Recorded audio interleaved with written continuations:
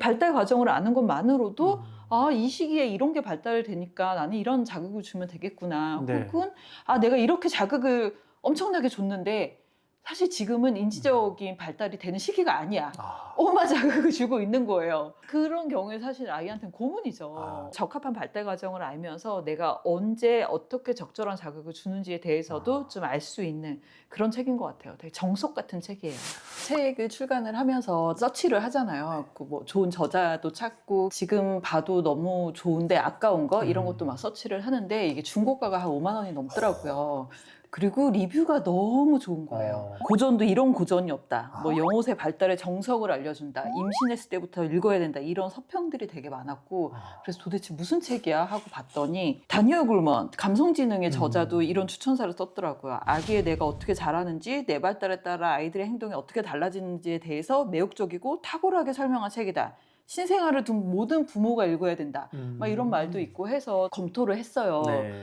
근데 책은 되게 두꺼워요. 한 600페이지 가까이 되는데 너무 내용이 좋더라고요. 아, 한국에서도 이게 많이 읽혀졌으면 좋겠다라고 해서 추천사 의뢰를 했더니 서울대 소아정신과 전문의인 김북영 교수님이 엄청 칭찬을 하시는 거예요. 이렇게 좋은 책을 다시 출간을 한다니 너무 반갑다. 그러면서 추천사를 입수를 했어요. 기존 육아서의 틀을 깬 획기적인 책이다. 첫째, 신경생물학 기반의 실증적 발달 연구 자료를 통해서 과학적 육아의 토대를 만들었다. 그리고 둘째, 가소성을 기반으로 영유아기가 뇌 발달의 황금기이며 이 시기 부모 및 환경 자극이 아이의 평생 지능과 정서적 토대를 결정한다는 점을 일깨워준다. 셋째, 그리고 부모의 노력이 아이의 잠재력을 얼마나 끌어올릴 수 있는지 희망적인 메시지를 전달한다. 양육에 대한 핵심적인 메시지를 주는 매우 훌륭한 고전이다. 얼마나 할 얘기가 많았으면 첫째, 둘째, 셋째 이렇게 추천사를 또 막 써주신 거예요. 절판이 되어서 볼 수 없는 이 훌륭한 책을 지금 다시 독자들한테 알려줄 수 있다니 너무 좋은 기회다라는 생각이 들어서 이 책을 또 다시 한번 추천을 하고 여기에 제가 또 나와서 네. 다시 소개를 하는 그런 시간을 갖게 되었습니다. 네. 부모님들이 되게 많이 고민을 해요. 네. 임신했을 때부터. 그러니까 임신을 하고 나서 2, 3주 후에 알잖아요. 한 달 정도 지나고 나서 아는데 어머 내가 그때 술 한잔 했는데 어떡하지? 부터 시작해서 임신 초기에 감기 증상 같은 것들도 사람들이 많이 그거를 경험을 해서 내가 그때 감기약 먹었는데 어떡하지? 이런 모든 사람들이 갖고 있는 어떤 고민, 질문부터 우리 아이가 뭐 뱃속에서 잘 자라고 있을까? 혹은 아이가 커서도 이 아이 잘 보이는 거 맞아? 잘 들리는 거 맞아? 이 발달 과정에 따라서 잘 지금 성장하는 거 맞아? 궁금증이 있죠. 그리고 그 궁금증이 있고 그때마다 부모들이 많은 선택을 해야 돼요. 이 음식을 먹는 게 맞을까? 혹은 이 음식을 먹이는 게 맞을까? 육아휴직 했는데 내가 몇 살 때 다시 출근을 하는 게 좋지? 뭐 모유 수유해야 될까? 혹은 분유를 먹여야 될까? 이런 여러 가지 선택의 갈림길이 있잖아요. 네. 근데 그 선택의 갈림길에 우리가 객관적인 정보를 알지 못하면 죄책감과 걱정과 우려와 여기에서 계속 왔다 갔다 해요. 내가 교육에서도 마찬가지죠. 뭐 이 시기에 조기 교육을 해야 한다고 하는데 조기 교육을 시키는 게 맞을까? 아니라고 하는데 그러면 어떻게 해야 되지? 이런 여러 가지 선택의 갈림길이 있는데 그때 아이의 뇌 발달의 어떤 객관적인 것만 알더라도 그 선택을 어떻게 해야 될지에 대해서 방향을 잡을 수가 있고 그렇게 방향을 잡았을 때 내가 죄책감이나 죄의식 혹은 무지로 인해서 어리석은 선택을 할 수도 있잖아요. 거기에서 좀 현명한 선택을 할 수 있게 도와준다라는 생각이 들어요. 객관적인 사실을 아는 것만으로도 부모한테 또한 안정감이 들죠. 아, 이것이 잘못된 지금 방향으로 가고 있는 게 아니라 아이는 이렇게 자연스럽게 발달하고 있는 거구나 라는 그 안정감 그리고 현명한 선택을 도와줄 수 있다. 그런 생각이 듭니다. 아이가 커가는 게 너무 신기해요. 네, 너무 신기하고 좀 경이롭다는 생각도 되게 많이 들거든요. 자고 일어나면 좀 달라져 있기도 하고 물론 현실은 힘들어요. 현실은 고됩니다. 고단하고 힘들고 지치죠. 지칠 때가 많은데 그거와 별개로 이 생명 환경이 좀 자라나고 커가고 이런 모습은 되게 경이로웠던 것 같아요. 미지의 것을 볼 때 경이롭다라고 하잖아요. 네. 근데 그것을 그냥 미지의 영역으로만 남겨두는 것이 아니라 그 경이로움에 이러한 과학적인 사실들이 있었구나, 이러한 발달 과정들이 숨어 있었구나라는 걸 아는 것만으로도 저는 좀 되게 네. 재밌었던 것 같아요. 리즈 엘리엇이라고 시카고 의과대학의 신경과학과 교수라고 해요. 신경과학과 교수다라고 함은 대부분 쥐의 신경세포에 어떠한 현상을 만들어내고 그 신경세포가 어떠한 반응을 하면은 그게 쥐한테 어떤 행동을 유발하고 그것이 쥐의 경험으로서 어떻게 또 달라져. 이러한 것들을 좀 연구하는 학문인 거잖아요. 네. 근데 맨날 내가 쥐 혹은 뭐 초파리 막 이런 거에 막 연구를 하다가 우리 아이가 자신의 아이가 맨날 그렇게 뭔지는 모르겠지만 막 달라지고 하루가 다르게 변화하고 이런 모습을 봤어. 네. 그러면 신경과학자로서 그것이 궁금하지 않겠어요? 네. 전 너무 궁금했을 것 같아요. 그래서 과학자로서의 자신의 정체성과 이분이 또 아이가 셋이에요. 새 아이를 키우면서 자고 일어나면은 막 기어 다니려고 하고 일어서려고 하고 막 짚고 걸어 다니려고 하고 이런 아이의 그 발달을 보면서 그것이 어떤 식으로 신경세포가 만들어졌겠구나 라는 생각을 분명히 했었겠다. 그 과정을 총망라해서 이렇게 책으로 만들었겠구나 라는 생각이 들더라고요. 학문과 실제 삶이 이런 식으로 연관되어 있음을 자신의 연구로서 만들어냈겠구나. 네. 그래서 이 책이 이렇게 가치 있고 고전 오브 고전으로서 기능했겠구나. 그런 생각이 좀 들더라고요. 아이의 뇌발달에 대해서 우리가 왜 알아야 되냐라고 할 때 그 아이는 도대체 무엇으로서 성장하느냐에 대한 오래된 이야기가 두 개의 가설이 있죠. 네. 델롬델. 델롬델이요. 델로면 된다. 이런 게 있고요. 그 다음에는 환경이 중요하다. 예, 이렇게 있어요. 그 환경이 중요하다는 계몽주의 시대 이후로 많이 그 이야기가 됐죠. 네. 되게 유명한 실험이 있어요. 그러니까 1940년대 심리학자 르네 스피츠의 실험이라고 하는데 그 1그룹과 2그룹을 나눴어요. 그래서 1그룹에서는 되게 시설이 좋은 고아원에서 아이들을 양육한 거죠. 네. 쾌적한 환경, 좋은 음식, 그런데 상호작용은 하지 않아요. 그 아이들한테 말을 걸어주지도 않고 뭐 정서적인 이런 거 하나도 없이 그냥 시설만 좋아요. 그 아이들은 놀 것도 없고 대화를 할 것도 없고 그냥 아무것도 없어요. 제 2그룹은 교도소에 있는 재소자들의 아이예요. 그래서 물론 시설은 괜찮은데 단 하나 1그룹과 달랐던 거는 재소자인 엄마들을 뭐 하루에 몇 시간 정도씩은 만나볼 수 있게 했어요. 근데 이 재소자 엄마들이 한정된 시간에서 한정된 공간에서 만나는 거긴 하지만 그 깐난쟁이 아이들이 얼마나 애틋했겠어요. 그 아이들한테 그 시간만큼은 막 이제 사랑을 막 이렇게 줬던 거죠. 이 두 아이들이 어떻게 컸냐를 봤더니 이 1그룹 상호작용 하나 없이 완벽한 보육시설에서 큰 아이들은 3살이 되기 전에 거의 세상을 떠났어요. 제2 그룹에 있는 아이들은 잘 살아남아서 잘 컸어요. 네.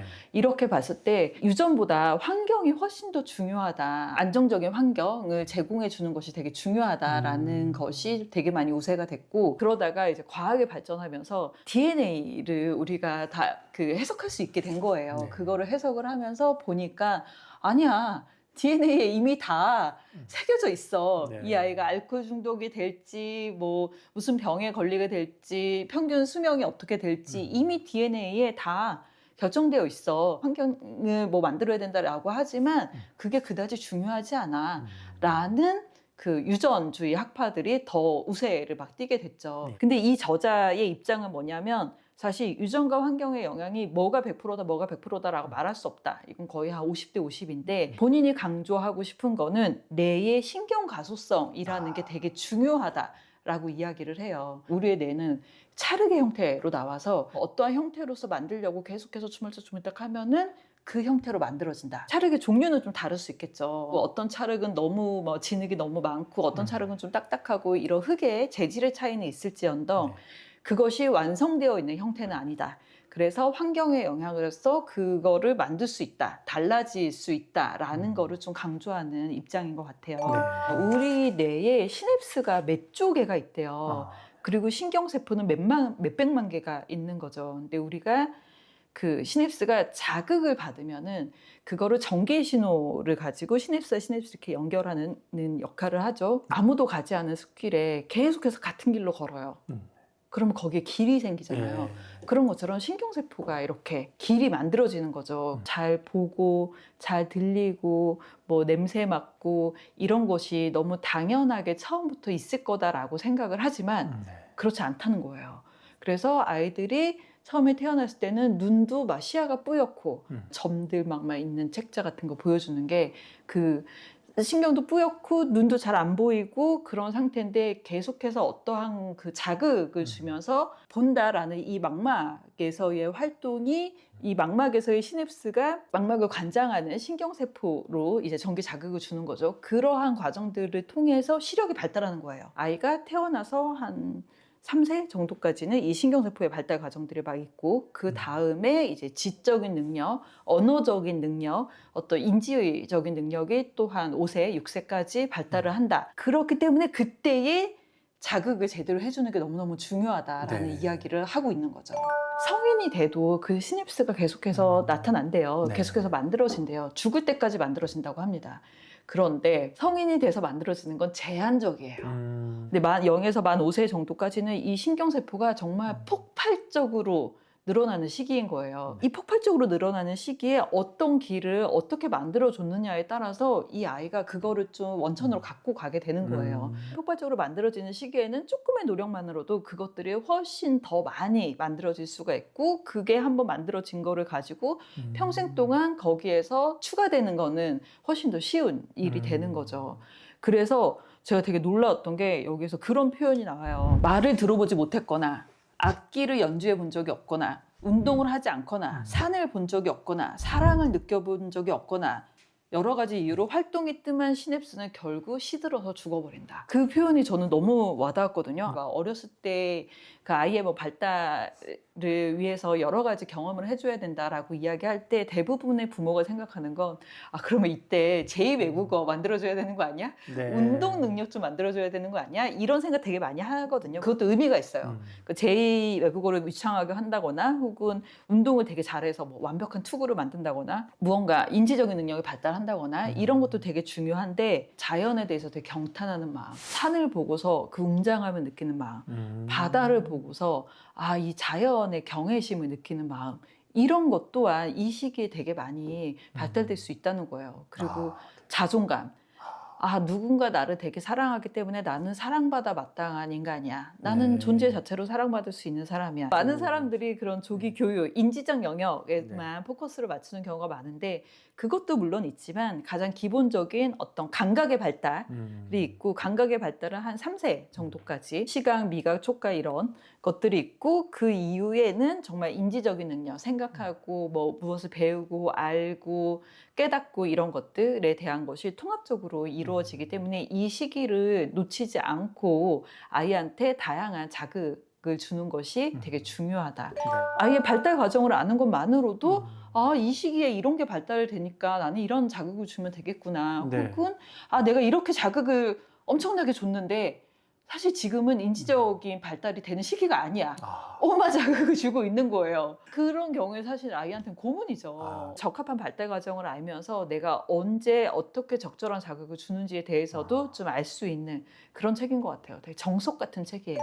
여기 방법도 진짜 많이 나와요. 그렇습니까? 네, 예, 진짜 예. 많이 나오는데 제가 오늘 준비한 거는 한 3가지 정도만 딱 말씀을 드릴게요. 첫 번째는 마사지. 아이한테 그 0에서 5세 사이에 네. 마사지를 해주는 게 되게 중요하다인 네. 거고요. 두 번째는 정정기관의 발달. 정정기관은 이렇게 뛰는 운동 능력과 평행을 잡는 능력인데 그거를 위해서 자주 안아주고 흔들어주는 게 좋다. 네. 이고 세 번째는 언어. 언어를 위해서 많이 말을 걸어주는 것도 좋지만 해야 할 말과 하지 않아야 할 말이 또 따로 있어요. 그 부분에 대해서 이야기를 합니다. 그 3가지가 가장 기억에 남았고 첫 번째부터 이야기를 하자면 마사지로 이야기를 하자면 이게 촉각이잖아요. 네. 근데 촉각이 그냥 촉각의 발달로서만 끝나는 게 아니더라고요. 촉각의 발달이 안정감과 사회성도 길러줘요.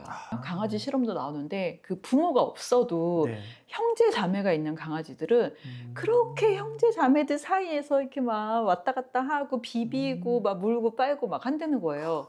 근데 그 아이들이 스트레스에 훨씬 더 강하고 면역력도 훨씬 더 높고 사람을 봤을 때는 마사지가 촉각으로서 자극을 주는 거잖아요. 그 아이들이 천식, 당뇨, 암, 자폐, 피부질환, 관절염, 식이장애, 정신질환을 비롯해서 각종 질환에 되게 탁월한 효과가 있다라는 네. 것이 과학적으로 검증이 된 거죠.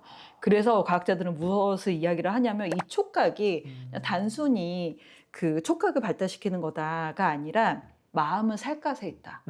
라고 표현을 하더라고요. 네네. 네, 그래서 어떠한 안정감, 자존감, 그리고 사회성, 거기에서 얻어지는 이 마음이 다 우리의 촉각에 있다라고 이야기를 해요. 네. 많은 부모들이 잠잘 때 1살만 돼도 아이를 분리수면을 시켜야 되나 이 고민 되게 많이 하거든요. 네. 영미권에서는 그 분리수면에 대해서 되게 일상화됐죠. 아, 근데 우리나라는 사실 분리수면을 일상화돼서 한다니까 그렇게 하려고 하긴 하는데 잘 안 돼요. 아. 애들이 맨날 밤마다 울거든요. 엄마도 너무 힘드니까 이 아이를 분리시켜서 잠만이라도 좀 편하게 자자 이러한 생각에서 그 훈련을 되게 많이 하는데 성공하는 부모도 있어요. 많은 부모가 실패해요. 네. 왜냐면 아이가 너무 우니까 내가 뭐 하는 짓인가 저렇게 애를 울려가면서까지 내가 분리수면을 해야 되나 막 이런 생각 때문에 하다가 이제 실패하고 그냥 내가 좀 힘드니까 참지 뭐 막 이러고 말거든요. 네. 저도 분리수면에 실패한 사람 중에 한 명으로서 잘못된 것이 아니었다. 아. 예, 이 아이들의 마음은 살갗에 있고 나는 거기에 있어서 충분하게 이 아이들한테 안정감을 제공해 줬다라는 저만의 위안을 좀 했습니다.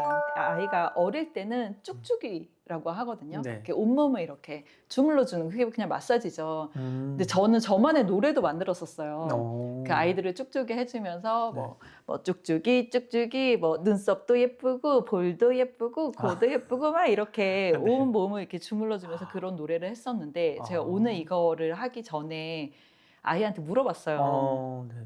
너 혹시 엄마가 아기 때 쭉쭉 해줬던 거 생각나니? 그랬더니 생각 안 나는데 이래서 진짜야? 엄마가 10년 넘게 했는데 그 생각이 안 나? 그랬더니 딴 데 이렇게 보면서 생각나지? 이러더라고요. 네, 생각 다 나요. 쭉쭉이나 이렇게 마사지나 이런 거를 하면서 이 아이가 그 기억이 평생통으로 남았으면 좋겠다. 엄마가 너를 너무너무 사랑하고 얘가 뭘 잘하고 못하고 해서 이런 걸 하는 게 아니잖아요. 네. 그냥 너는 있는 존재 그 자체로 너무 사랑스럽고 너무 아름다운 아이다라는 거를 잘 기억하지 못하더라도 평생 그 감정은 그 느낌은 좀 남았으면 좋겠다 그 생각을 좀 했던 것 같아요. 두 번째는 이제 전정감각이라고 방방이 타는 거 생각하시면 돼요. 모든 아이들이 한 1살에서 2살 때 이제 방방이 타는 거 되게 좋아하거든요. 네. 성인들은 정정감각이 뭐야 라고 하겠지만 그 생각하시면 돼요. 놀이기구 탈 때 배가 간질간질하면서 눈이 이렇게 좀 이렇게 평행 감각이 네. 좀 흔들리는 그런 느낌이 들잖아요. 그것이 바로 정정감각인데 어렸을 때 이 감각을 키워주는 게 되게 중요해요. 네. 그래서 아이들이 방방이 뛰고 싶다. 요즘은 층간소음 때문에 막 일부러 못 뛰게 하고 하는데 그거를 안전하게 뛸 수 있는 공간을 좀 만들어주시는 게 되게 중요해요. 네. 그리고 요즘에는 층간소음을 고려한 여러 가지 놀이기구도 있고요. 이 신생아들을 이렇게 흔들흔들 하거나 안아주거나 토닥토닥 하거나 전정 기능을 자극을 시켜주면 이 아이들이 거기에서 편안함과 안정감을 느끼고 또 자요. 신나게 방방 뛰다가 잠을 잡니다. 아이들은 잠잘 때가 제일 예뻐요. 잠자는 시간 동안 이 아이들의 뇌에서는 또 굉장히 활발하게 재활성화가 일어나잖아요. 그게 또 아이들이 또 머리가 좋아지고 그 자극을 자기의 몸으로서 흡수하는데 되게 좋은 시간이 돼요. 그래서 그런 거를 많이 해주는 게 좋다. 세 번째는 아이한테 말을 많이 거는 게 중요하다라는 거는 아이의 언어 능력을 키우기 위해서 되게 중요하다라고 많이 알려져 있는데 말을 많이 하는 거 물론 중요해요. 근데 어떤 말을 하는가도 되게 중요하거든요. 부정적인 말, 하지 마, 안 돼, 그만해 이런 말을 많이 들은 아이들은 되게 위축되기 쉽다라고 해요. 언어 능력이 좀 떨어지는 경우도 많고 그래서 아이들한테 말을 많이 한다라는 것도 물론 중요하지만 그 말의 질에서 부정적인 말보다는 아이들을 긍정적으로 무슨 이야기를 하고 싶어 하는지 계속 관심을 기울여서 좀 들어주고 그 시간이 훨씬 더 중요하다라고 이야기를 좀 드리고 싶어요. 왜 그 얘기도 있잖아요. 너 어제 엄마랑 뭐 얘기 많이 했니? 뭐 좋은 얘기 많이 했어요. 아, 그래? 좋은 얘기 어떤 거 했어? 엄마가 맨날 저한테 그러거든요. 좋은 얘기 할 때 고마해라. 좋은 얘기 할 때 고마해라. 네, 그래서 좋은 얘기를 들은 거예요? 그래서 아이가 좋은 얘기 많이 들었어요 라고 이야기를 한다. 엄마들 사이에서 되게 많이 하는 이야기인데 고마해라. 진짜 좋은 얘기하고 진짜 아이한테 관심을 기울여서 그 아이들이 계속해서 말할 수 있는 그런 자극을 많이 주는 게 되게 중요하다.